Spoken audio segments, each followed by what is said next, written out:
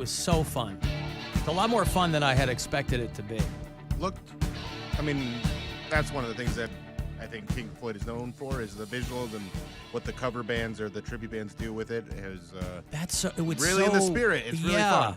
My son came in for it, so we were hanging out this weekend, which was awesome. Our friend Jesse Schultz was there, so it was super cool to see him and hang out. And it was a lot of fun. Talked to a lot of listeners and had fun. But I'm so fascinated with really popular tribute bands. I mean, Brit Floyd, their claim to fame is they're the only Pink Floyd tribute band that Pink Floyd endorses. These guys are British. But again, everything is, the scaffolding and the building has already been built. You just go out and replicate it, right? And they do a hell of a job, but you just got to hit the notes. They closed with this. They came out and did the encore with Run Like Hell. But they did a lot from Pulse, and they did all, and a lot of people came out to this show. It was super, super fun. I mean, it was a good time. I accidentally did an Instagram live last night because I was 2 or 3 drinks in, and I went to, I think, take a picture, and I went live. That's funny. Live. Instead, no big deal. Then we kind of leaned into it, but it was a good time. The Brit Floyd show. So if you won tickets from us and you were up there in the skybox with us, thanks for coming out because it was a good time. Although I will say, boy, those people party hard, right? The doors were at 7 and the show didn't start till 8. We weren't even 30 minutes into the show when she's right below us or on the other side of the stairwell next to the skybox, but front row of the bleachers. This woman just goes full drunk dead weight. Oh. And I see like all the EMTs running over and her friends are over there like holding her head up. I was like, man, somebody was really pre-partying. And then they had to wheel her off in a wheelchair. It was a whole thing. Oh, man. Yeah. The couple who banged on Captain Fun's Floating Fandango were there. Nice. Yeah.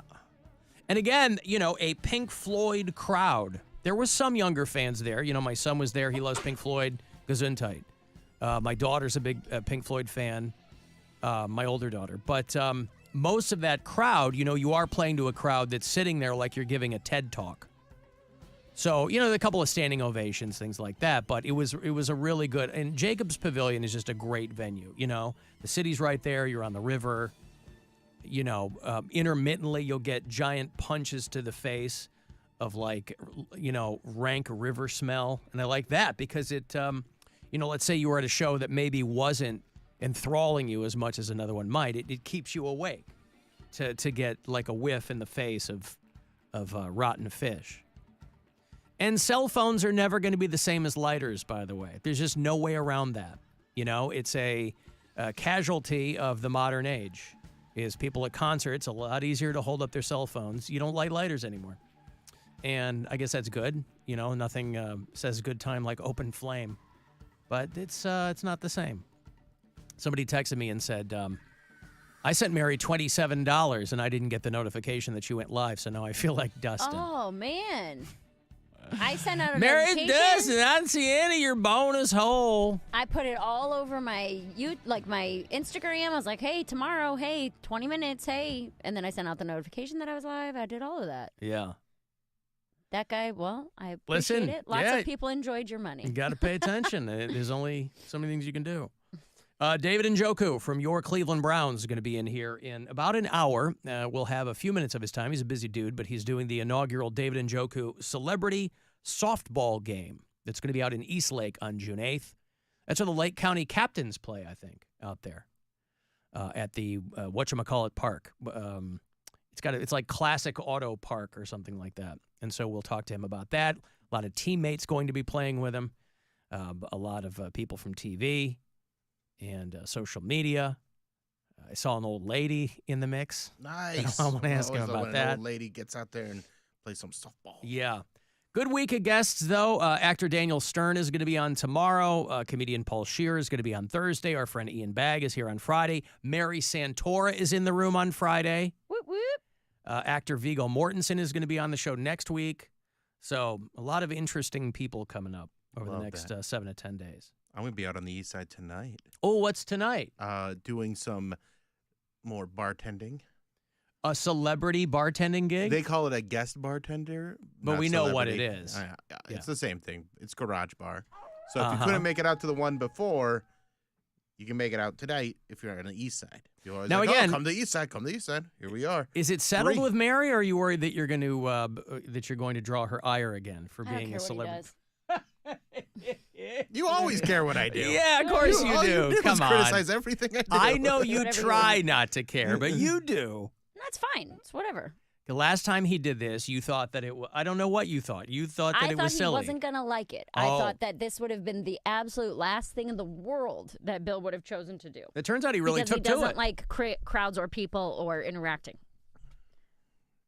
Yes, but he frequently finds both of you frequently find yourself in front of crowds performing. No, that's completely different. And what Mary's got, and we've been over this.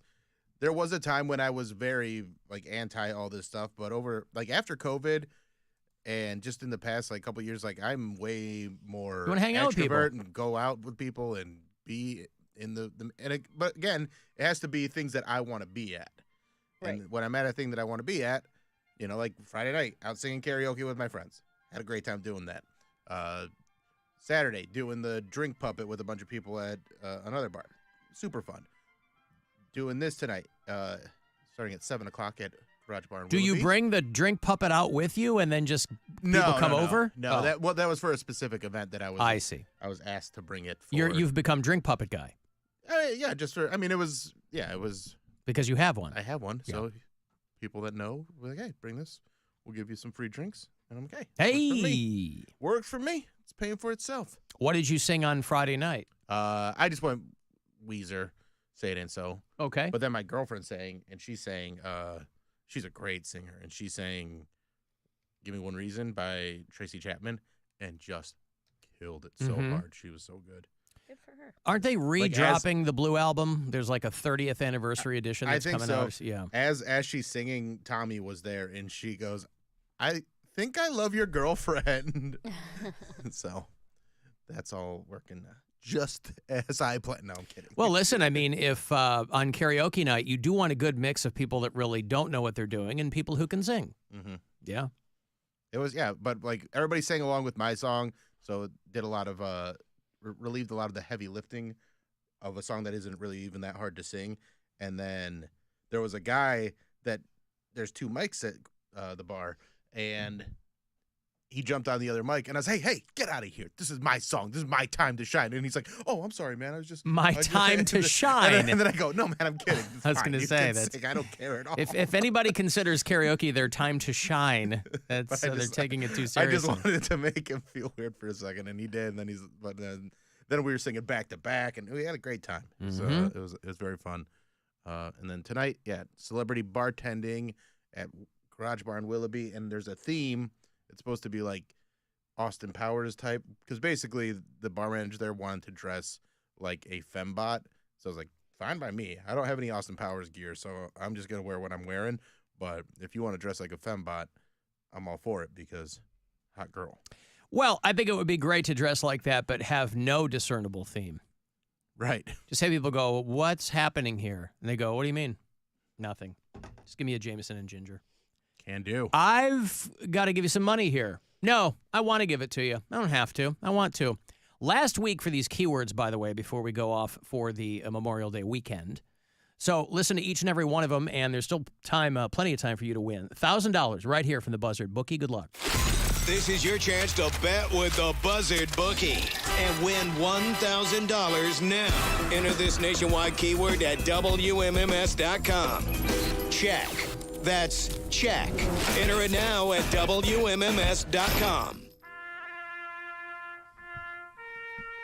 I don't know if this is going to mean anything to a lot of you, but it was a bummer when I saw it on Friday. An actor named Dabney Coleman has died. Anybody remember Dabney Coleman? I know the name.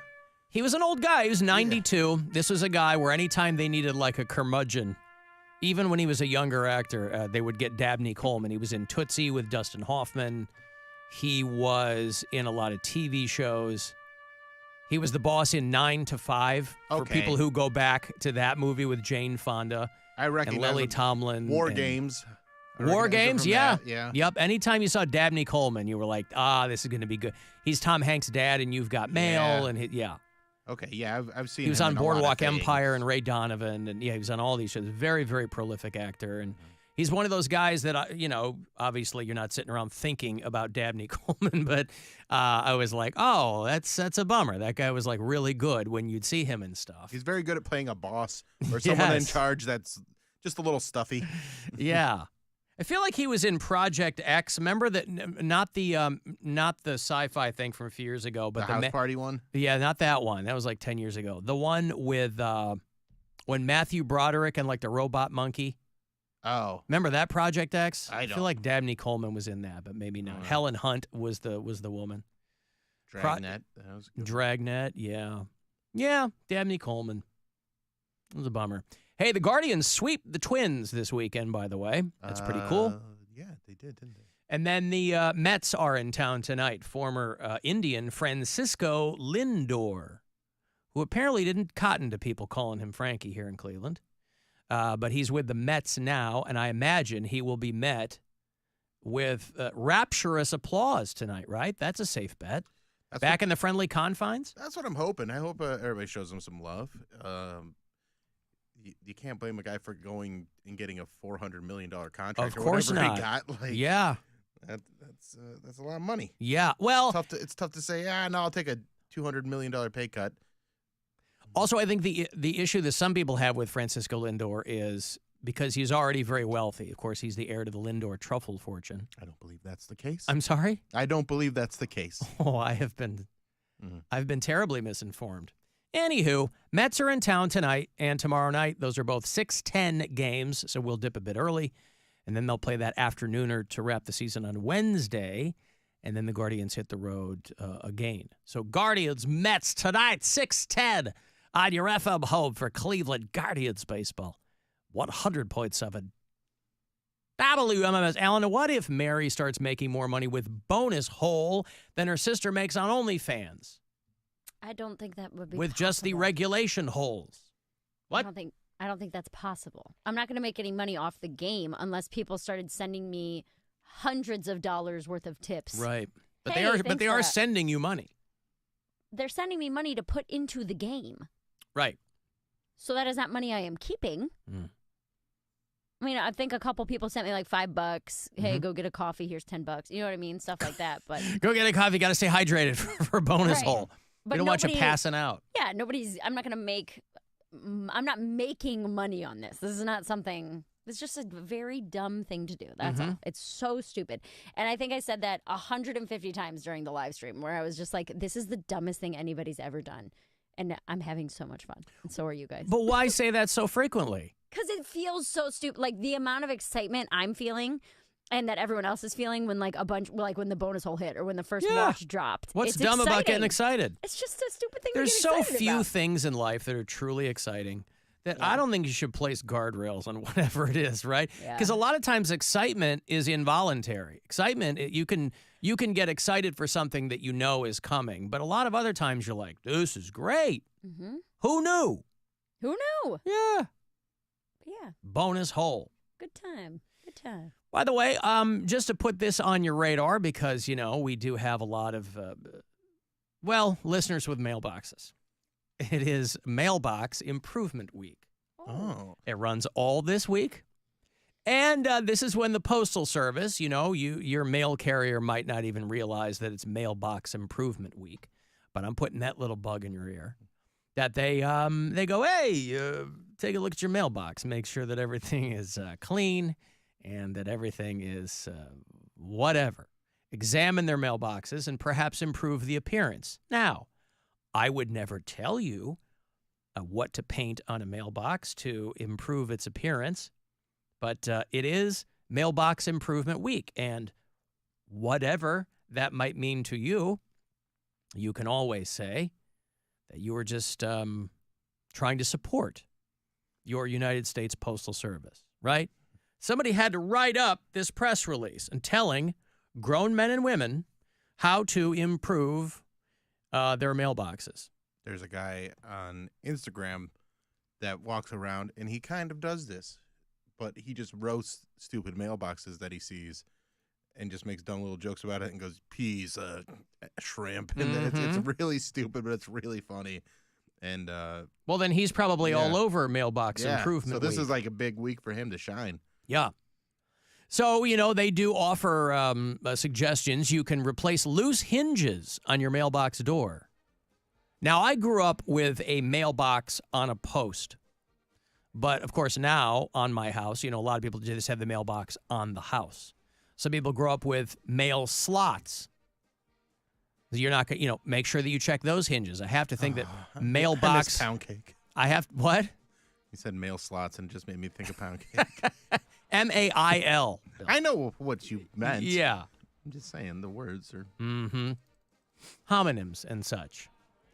Yeah. Check your mail slots and make sure that they are tight. Make sure those mail slots are tight, Bill. Yeah. And that your hinges aren't loose. Is anything rusty? Again, I don't think that people give a whit about the state of their mailbox, but the Postal Service has got to do something to keep justifying these them raising the price of stamps. I don't even know what stamps cost, but they keep saying that they're going up. And so that's a bit of a catch-22. There's fewer and fewer people who actually need to mail things, but the price of doing that keeps going up. So anyway, for people who are checking their social calendars, Mailbox Improvement Week is this week, so act accordingly. I would never tell you to go back and, watch old episodes of Beavis and Butthead for ideas, but that could be part of it too. I've got to take a break. You want to send me a text for anything, 35192 to do that. Want to go see Third Eye Blind? They're on the road this fall. Summer, rather. July 5. They're going to play out at Blossom on the Summer Gods Tour. So I got you a couple of tickets for that coming back. It's the Alan Cox Show on 100.7 WMMS. And everywhere you go on our free iHeartRadio app. And now, a